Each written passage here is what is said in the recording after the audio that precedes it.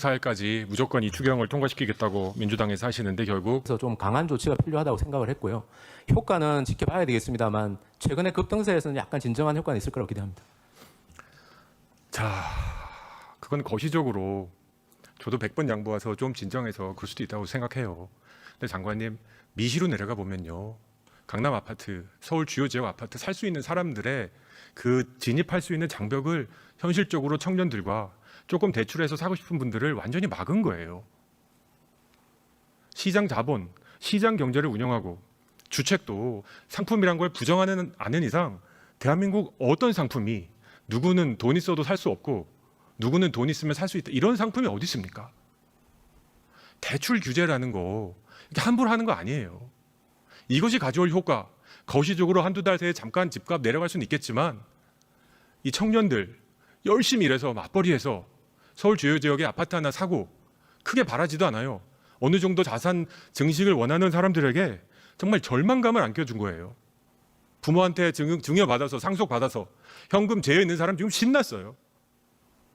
어떻게 이렇게 거칠고 이렇게 우리 사회를 가르는 정책을 함부로 하고, 대통령실이라는 곳은 다 조율하고 다 아는 건데도 대변인 한 사람이 이거는 금융의 정책이지 대통령실 정책이 아니다, 발 빼고 앉았고, 정말 시작해도 이렇게 무책임하게 시작할 수 있는 건지 전 너무나도 화가 납니다.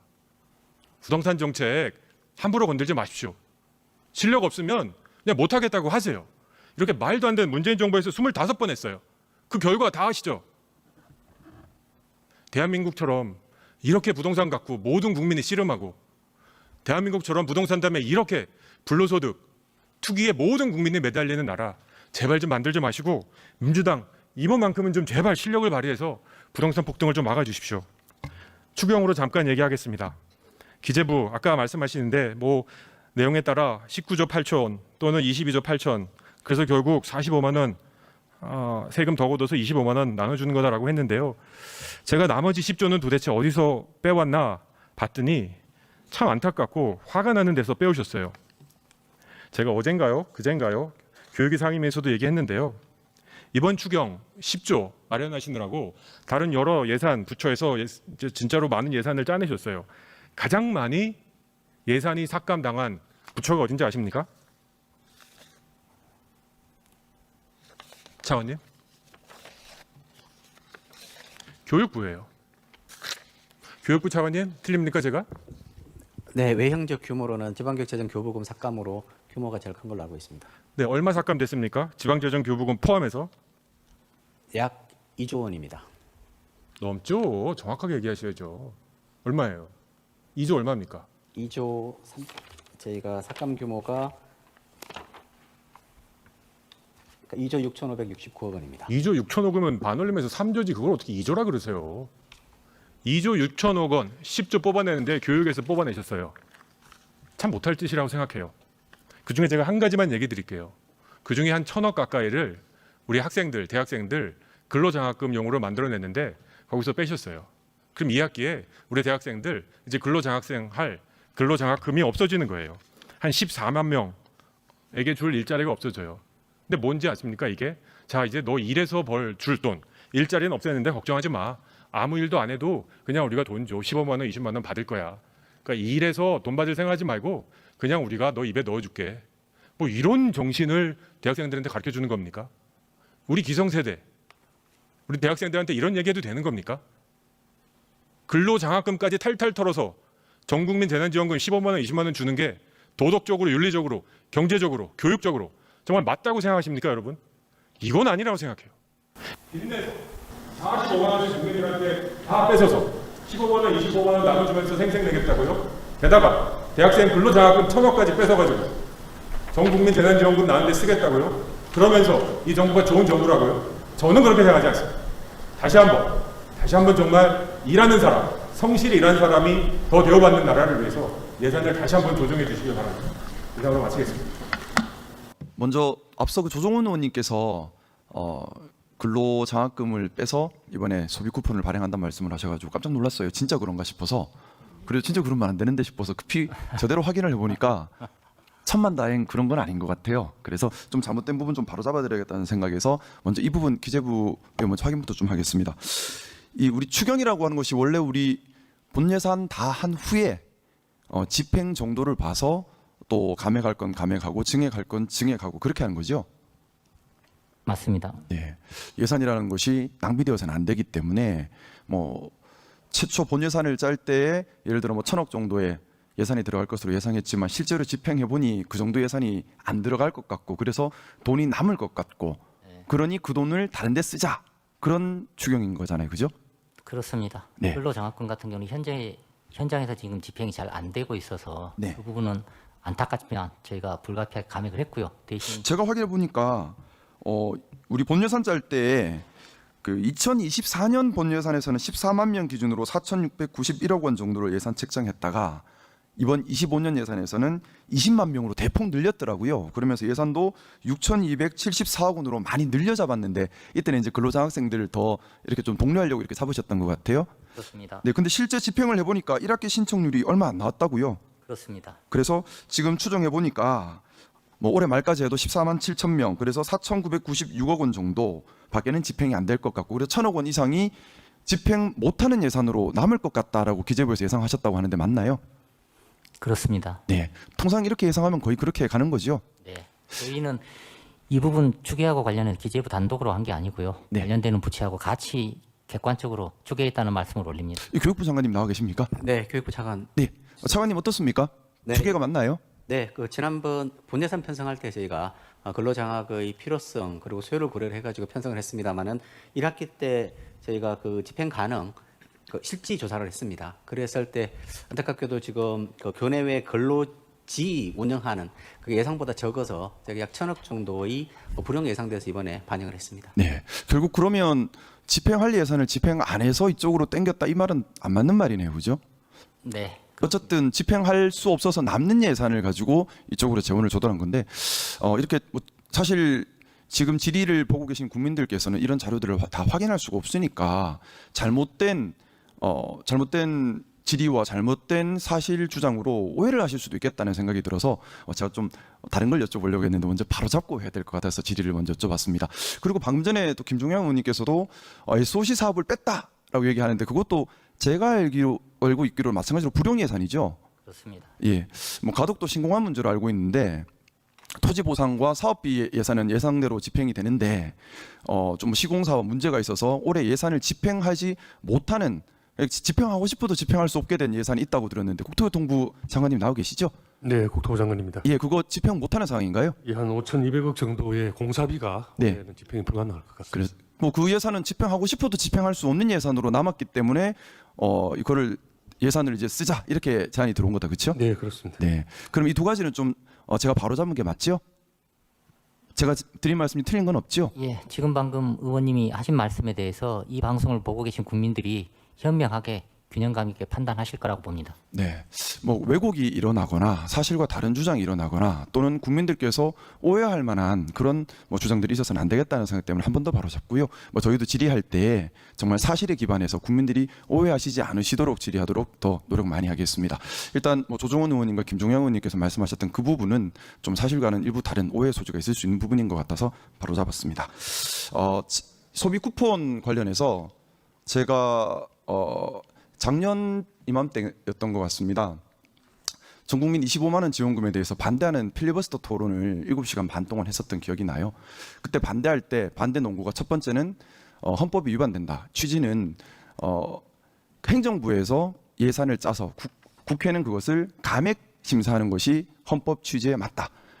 근데 지금은 행정부에서 가져갔으니까 지금은 헌법에 합헌되는 거죠. 그 두 번째는 충분히 승수 효과를 고려해야 하고 또한 이것이 일시적으로 거대한 예산을 쓰는 것이기 때문에 특별한 특수 사정에 있어야만 한다. 그게 뭐 사회적 재난 정도에 해당하는 사정이어야 한다.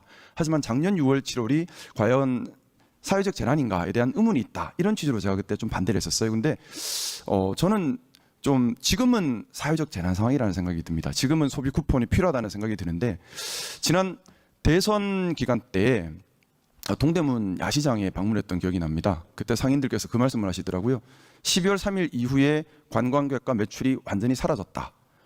그리고 지역시장이나 여러 군데 방문하면 자영업자들 다 하시는 말씀이 12월 3일 이후에 너무나 살기 힘들어졌다. 그리고 그 시간이 짧지 않았습니다. 정상적인 사회로 돌아오는데 6개월이 걸렸습니다. 좀 12월 3일 일이 있었다 하더라도 우리가 선동이나 아니면 음모론의 진영 갈등을 겪지 않고 좀 빨리 제도가 정상적으로 기능했다면 그렇게 자영업자들과 서민들이 겪는 고통의 시간이 반년이라는 긴 시간일 필요가 있었을까? 이 부분에 대해서 정치를 하는 한 사람으로서 무한한 책임감을 느낍니다. 사실 12월 3일 이후에 그 후 6개월 동안 있었던 이 사회적 재난은 우리 정치가 만들어낸 사회적 재난입니다. 국민들을 받들고 모시고 더 행복하게 해달라고 정치를 맡기셨는데 정치가 제대로 기능하지 못해서 사회적 재난을 일으켰고 6개월 동안 처참한 서민 경제 파탄 상태를 만들었습니다. 그 피해를 그분들의 탓으로 돌릴 수는 없다고 생각합니다. 마치 수해가 났을 때 국가 전체가 나서서 수해 이재민을 돕듯이 12월 3일 이후에 서민들과 자영업자들이 겪고 있는 이 사회적 재난은 국가가 특히 우리 정치권이 책임이 있다고 생각하고요. 그런 의미에서 좀 묻고 싶습니다. 이번에 집행하는 소비 쿠폰, 4개월로 시간 제한을 두고 하는 것들이 결국에는 저축을 한다든가 이렇게 쓸 것이 아니라 말 그대로 소비 부향, 우리 내수 경기가 많이 위축돼 있지 않습니까? 그것 때문에 경제 성장률에 대한 전망도 점점 낮아지고 있고요. 특히 서민들이나 아니면 소상공인 자영업자 같은 경우는 한계선에 몰린 지 너무 오래되었습니다. 그래서 급한 수혈의 의미도 있다는 얘기를 들었는데요. 거기에 대해서 기재부에서 충분히 효과 어떻게 하면 올릴 수 있을까에 대한 연구와 기획이 있을 것 같은데 이것이 어떤 효과를 내고 또 어떻게 효과를 내게 하기 위해서 추가적인 기획이 있었는지 설명 좀 드릴 수 있을까요? 일단은 의원님께서 지금 말씀을 주신 것처럼 민생회복 소비 쿠폰이라는 게 선언적으로 맞다 틀리다 얘기할 수 없는 거고요. 경제 여건과 같이 봐서 특정의 경제 여건 하에서는 바람직하지 않을 수도 있고 특정의 경제 여건 하에서는 반드시 필요하고 시급해야 될 필요가 있는 사안인데요. 지금 현재 우리가 처해 있는 총량의 문제, 부문별 문제, 그리고 서민과 소상공인이 실제로 경제지표 이상으로 고통과 어려움을 겪고 있는 민생경제 실상 이런 거를 봤을 때 지금 민생회복 소비 쿠폰이 필요한 시점이 아닌가 이렇게 저희는 판단을 했고요. 그리고 이왕이면 신속하게 집행을 해야 되겠다 이렇게 판단을 했습니다. 그래서 효과를 높여야 되겠다 이런 측면에서 저희가 두 가지를 했는데요. 이게 소득 수준에 맞춰서 맞춤형으로 지원을 해야 되겠다. 왜? 여기 계층별로 소비에 실제로 투입되는 효과가 다르니까요. 이런 측면이 하나 있고 가급적이면은 하루라도 빨리 여기 지급해서 현장의 고통을 속도감 있게 완화해야 되겠다. 그런 측면에서 조기 집행할 수 있는 거는 조기 집행하고 맞춤형 때문에 시간이 걸리는 부분은 또 차후에 집행하는 걸로 그렇게 1, 2차 나눠서 집행하는 걸로 민생 회복 소비 쿠폰을 설계를 할 때 두 가지 점을 고려해서 설계를 했습니다. 그러니까 이게 복지 수단이 아니라 말 그대로 소비 증진 수단으로 기획을 하신 거죠? 두 가지 효과를 저희는 동시에 기대하고 있고요. 일단은 소비 촉진될 거고요. 그럼 이게 자연스럽게 소상공인과 자영업자 매출로 연계가 될 거고요. 이게 다시 또 소득으로 연계가 돼서 선순환 효과가 발생하는 두 가지 효과를 동시에 기대하고 있습니다. 네. 귀한 국민들의 세금이 쓰여지는 일이기 때문에 낭비되는 것 없이 정말 승수 효과가 가장 많이 발현될 수 있도록 기획과 또 방식에 세심한 주의를 기울여 주시기를 한 번 더 당부드리겠습니다. 그리고 국토교통부 장관님 나와 계십니까? 네. 좀 여쭤보고 싶은 것이 있는데요. 이번 추경에 보니까 앵커 브릿지, PF 앵커 브릿지 마중론으로 해서 예산이 배정이 되어 있던데요. 네네. 제가 조금 의문이 들었습니다. PF 사업이라고 하는 것이 보통 단계를 거치지 않습니까? 네. 토지 매매 계약을 체결하고 그 다음에 토지 매매대를 지급하기 위한 브릿지론을 일으키고 그 다음에 본 대출 일으켜서 브릿지론 상환하고 그 다음에 본 사업들, 본 PF 일어나고 마무리되고 이렇게 흘러갈 텐데 지금 브릿지론, 앵커 브릿지론이라고 하는 것이 결국 브릿지론을 일으키기 위해서 정부 재정을 쓰겠다는 건가요? 브릿지론을 대체해주기 위해서 빚적 방식으로 해서 브릿지론은 아시다시피 굉장히 고율의 이자를 쓰지 않습니까? 지금 이제 사실은 이 예산은 건설 경기를 좀 살리기 위한 경기 진작용 예산으로 이해해 주시면 되고요.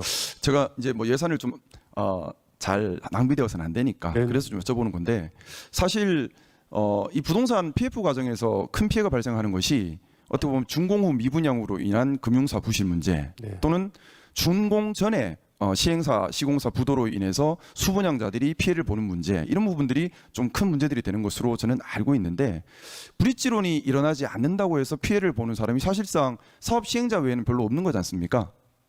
그러니까 피해를 보는 것을 방지하기 위한 것이 아니고 건설 경기에 건설 회사들의 건설 경기 새로운 일감을 제공해주기 위해서 여러 가지 정부 재정 역할을 지금 찾고 있는 중에 굉장히 고율로의 이자로 조달하는 것을 저율로 해줘서 그래서 지역에 필요한 여러 가지 꼭 주택 사업이 아니더라도 데이터 센터라든지 무슨 관광 시설이라든지 이런 것들을 좀 PF를 만들어줄 수 있도록 하는 그런 역할을 하는 예산입니다. 네, 이번에 뭐 예산 배정된 거는 네. 뭐 제가 충분히 참작은 할 수 있는데 네.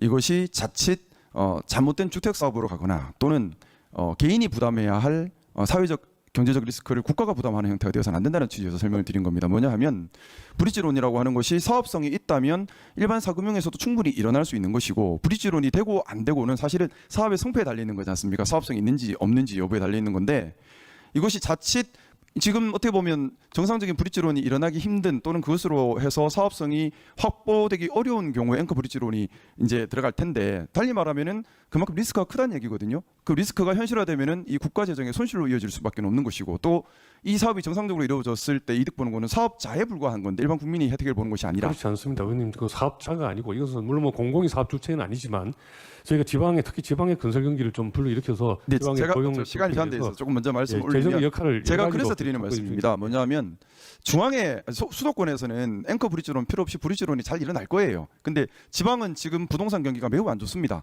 그러다 보니까 문제된 현장들이 많이 있어요. 문제된 현장들이 아까 말씀드렸던 것처럼 준공 후 미분양 또는 준공 전에 사업자 부도 이런 부분들에서 큰 문제들이 발생하고 있는데 이런 부분들에 대한 대처 없이 브릿지론이라고 하는 것은 사업 초기인데 지방에서 지금 준공 후 미분양이 일어나거나 또는 뭐 이런 여러 가지 문제가 벌어진 건 부동산 경기가 안 좋고 사업성이 없어서 그런 건데 여기다가 추가로 사업성이 더 나쁘게 만들 수 있는 여러 가지 공급이 더해지는 거거든요. 그래서 저는 의심스러운 거예요. 왜 여기 브릿지론을 이렇게 앵커 브릿지론을 하는 보시니까 건가? 그런 질의를 좀 예. 의문을 가실 텐데요. 사실은 이거는 지역에 필요한 사업인데 자금 조달 코스트가 높아서 전체적인 사업 타당성이 안 나오는 사업들에 주로 쓸 겁니다. 그러니까 그래서 예. 지금 이제 앵커 브릿지론 대상 기준에 대한 구체적인 내용을 제가 아직 확인하지 못했는데 제가 좀 제안 부탁을 드리고 네, 싶은 네. 것이 있습니다. 이 앵커 브릿지론을 한다 하더라도 소수 뭐 부동산 시행업자들의 이익을 위해서 집행돼서는 절대 안 될 것이고요. 정말 예를 들어 지역에 뭐 AI 데이터 센터나 여러 가지 이런 장기적 프로젝트를 위해 필요한데 브릿지론을 일으키기 힘들어서 하는 경우들이 있다면 그런 쪽으로 공공을 위해서 이 앵커 브릿지론이 기능하도록 구체적 기준을 마련해 주시면 좋겠다. 예, 저희들 지금 선정 기준 마련 중에 있으면 7월 중에 그 마련하고 AMC 모집을 할 텐데 예, 선정 기준이 아직 안 나온 것 같아서 예, 드리는 의원님 말입니다. 지적 사항 그대로 할 예정으로 있습니다. 예. 방금 질문하신 우리 김상우 의원님께서 제 실명을 거론하면서 잘못된 질문, 잘못된 답변에 국민들이 현혹하실 수 있다라는 말씀을 하셨는데요. 제가 좀 추가 설명을 드려야 될 것 같습니다. 제가 아니 의원님, 제 그건 이름을 다음 질의가요. 명시했기 때문에 충분히 추가 질의 의원님 아마 10분 정도 아니 질의가 이거는 신상 발언에 해당합니다. 신상 아니요. 아니, 그렇게 제가 하면 잘못된 질문했다고 의원님들 주장하시지 않습니까? 말씀하시면 민주당 의원님께서? 또 어떤 의원님들이 말씀하시면 계속 이 논쟁이 되기 아니 저는 때문에 다른 의원의 이름을 내용을- 언급하고 잘못했다고 얘기한 적은 없습니다. 아니- 정책을 비판할 수 있지만 아니 이름을 얘기했는데 그럼 제가 신상 발언 신청합니다. 그 아니 모든 의원 국민들이 질의에 좀 대해서 제가 잘못된 질문했다라고 판단하실 거 아닙니까? 아니 이제 그래서요. 그럼 다음- 제가 신상 발언 신청하겠습니다, 위원장님. 아니요.